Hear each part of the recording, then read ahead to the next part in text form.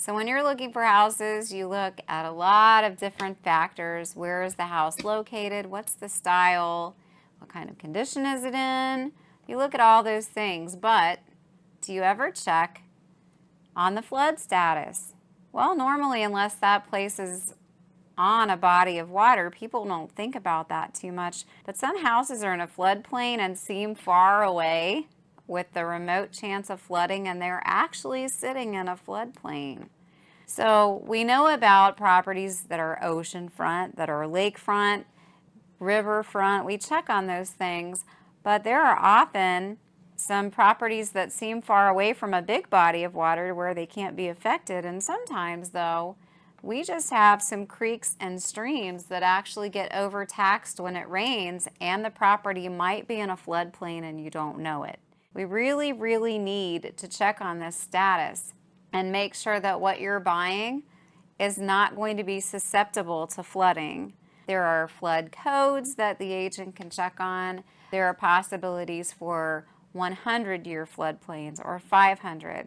I've had property listed that's actually in a partial floodplain where the back of the property met up with a huge creek, and the back end of that property is actually in the floodplain, but the houses were not allowed to be built in the floodplain. This is one thing that's often overlooked unless people know that there's a huge body of water nearby. But I've had acreage listed on the Ohio River, and people would call up and ask if it was in a floodplain. And obviously, that type of a situation, yes.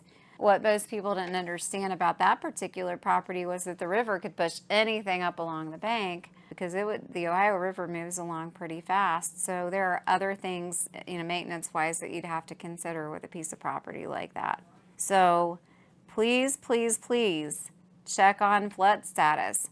Sometimes, though, the property can be susceptible to flooding, but the status looks fine.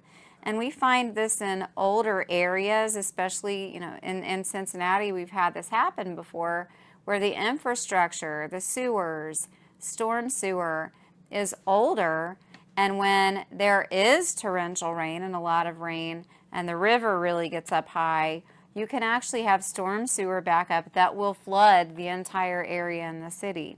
Very important to check on flood status and to know that area you're buying in, because you can have floods in a city or in an area where you don't expect them to occur, yet you get flooding anyway. So if you have questions about this or any other topic, you can always call me at 513-236-1254. You can private message me, and if you're watching on YouTube, please feel free to subscribe. Thanks, bye.